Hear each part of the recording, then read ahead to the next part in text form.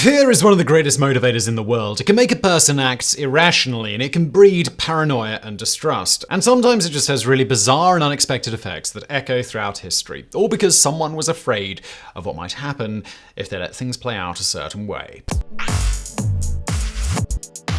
Number 10. Elevator operators had their jobs due to fear. Once upon a time, if you were taking an elevator in a building, you just stood there while someone else did the hard work of pressing buttons and opening the doors. Elevator operators were a staple of any building that had an elevator because, of course, they were. An elevator was a giant metal box hanging from a cable that could potentially rise hundreds of feet into the air. Obviously, someone with skill needed to operate it, right? In 1945, elevator operators in New York went on strike. This crippled the city and cost $100 million.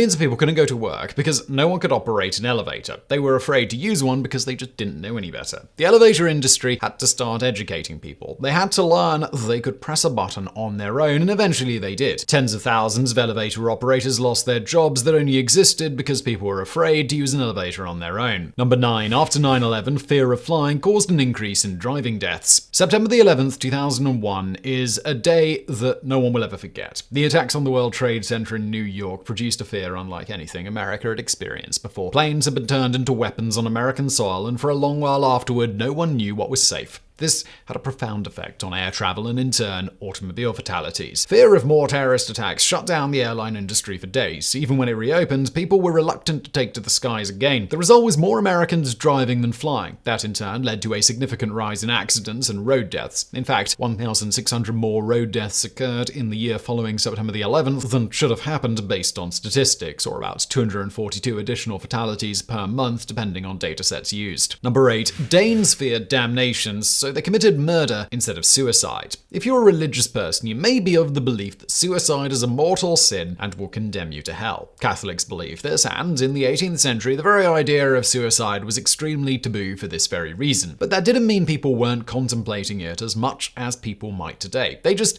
had to think of a loophole to get out of damnation, and that came in the form of murder. If suicide was wrong, then the solution was to murder another person, get sentenced to death, and be executed after repenting for your sins. Sure, someone else had to die, but your soul would be clean. Suicide left no time for repentance, so it was simply not an option. In many cases, the unfortunate victim would be the child of the murderer, or maybe just a random victim. Certainly no one who had done anything to deserve death. According to Lutheran beliefs at the time, as long as someone confessed their sins and repented just before death, they had no chance to sin again and could look forward to heaven. So their fear of doing the wrong thing led them to believe taking an innocent life was the right thing. No word on whether God thought exploiting a dogmatic loophole was a sin or not. Number 7. Eugene LAZOWSKI terrified the Nazis with fake typhus. We know that during the Second World War, there were a handful of people working with the Nazis who were covertly working against them and doing whatever they could to save Jewish lives. One of those people was Polish doctor Eugene LAZOWSKI, who preyed on Nazi fears to save 8,000 villagers, including Jews that were hidden among them. LAZOWSKI was forbidden from treating Jews, but he did so anyway, and at the height of a typhus outbreak, a colleague discovered something fascinating. If he injected a dead strain of typhus into a patient, they wouldn't get the disease, but they would still test positive for it. Typhus was killing thousands, and the Nazis were terrified of its spread, so LAZOWSKI came up with a plan. He could create a fake epidemic by injecting thousands of villagers in the area with the dead typhus strain. They injected people at a rate meant to mimic a real typhus epidemic and sent patients to other towns to confirm blood tests, giving the whole scheme legitimacy. The Nazis quarantined over a dozen towns as a result, and they remained quarantined until liberation. The entire plan nearly fell apart at one point due to the fact that there were so many cases but no reported deaths. LAZOWSKI partied with the Gestapo who came to investigate, keeping them drunk and well-fed enough for them not to care about the discrepancies. Number 6. A baker's dozen exists because bakers were afraid of shortchanging customers. A dozen means 12, coming from a French word which itself can be traced back to Latin, all meaning 12. So it's perplexing then that a baker's dozen also exists, but it means 13. The reason a baker's dozen has an extra number added to the group is strictly fear-based. This one goes back to bakers in medieval times. The price of bread was directly tied to the price of wheat. A baker couldn't legally rip you off by giving a smaller loaf but charging the same price. If they shortchanged a customer, they faced punishment. The law called the assize of bread and ale was re-established in 1266 by Henry III. If a baker short-weighted their bread, they could be fined or even flogged. So when selling loaves by the dozen, bakers would toss in an extra loaf to ensure that there was no chance of shortchanging anyone by accident. If they sold an individual loaf, the customer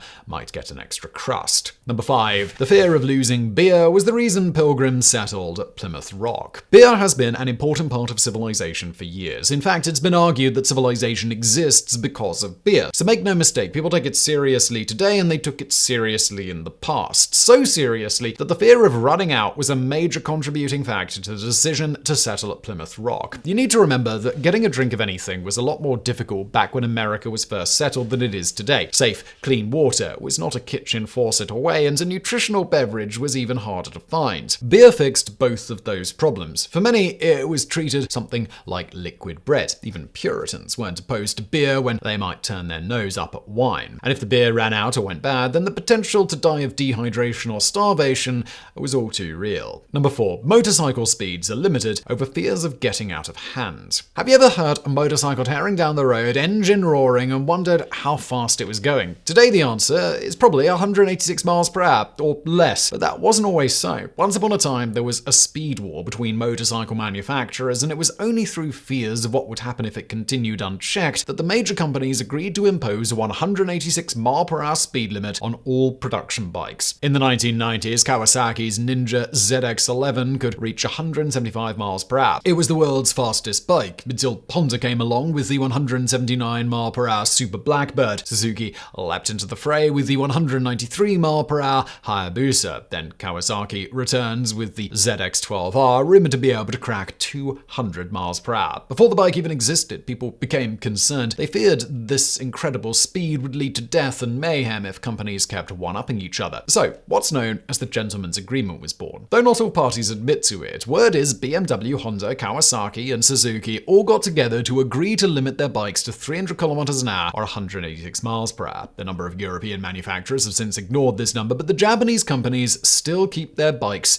to a limited 186. Number 3. Chicago gangs feared crack would run them out of business. Remember the war on drugs? Is it still going on? Well, maybe, but there was a time when crack hitting the streets of major cities in America was still big news, as it seemed to reach epidemic proportions. But Chicago was slower to give over than other cities for a very unexpected reason. Though drug dealers did eventually worm their way throughout the city, it was believed that Chicago held the drug at bay for some years thanks to the influence of major drug kingpins and cartels. The gangs that sold powder cocaine and heroin refused to let crack gain a foothold for fear of losing business. The belief was that smaller dealers would pose a threat to their overall control of the city's drug trade. In fact, it was estimated that 90% of crack in the city was made at home and not meant for citywide distribution. Number 2. Blessing after a sneeze comes from the fear of losing your soul. You're in the kitchen seasoning that steak you're about to grill when suddenly you get a snootful of pepper and you burst out into a vicious sneeze. Your friend in the other room says, "Bless you," and your day proceeds as normal. Whether you realize it or not, your friends may have just saved your soul from the devil. In theory. Anyway, the habit of saying "bless you" or "God bless you" after a sneeze dates back to ancient times. Even the Romans and the Greeks did it. It was long believed a sneeze put you at risk of launching your soul from your body and leaving you an empty husk of an abomination. There was a fear that when you shot your soul out with a sneeze, that crafty old imp Satan would use the opportunity to creep inside you and take up residence. So blessing someone was a method of protection against such a migration. Once blessed, the fear of being possessed and soulless was gone. Number 1. Fear scrapped a plan to assassinate Hitler. One of the most popular thought experiments of the last century has been baby Hitler. If you could go back in time, would you kill Hitler as an infant? This even popped up in Deadpool. People argue both sides of the issue, but it's all theoretical. What about when we could have really killed Hitler, though? Why didn't that ever happen? It wasn't because no one ever had the idea. There was a plan, but it was scrapped out of fear. A number of plans to take out Hitler were tossed around during the war, one of which was Operation Foxley. Winston Churchill himself was a proponent of it, and the plan was on paper fairly simple, even if the logistics were hard to work out. A sniper would be sent to the Bavarian Alps, to a place where Hitler went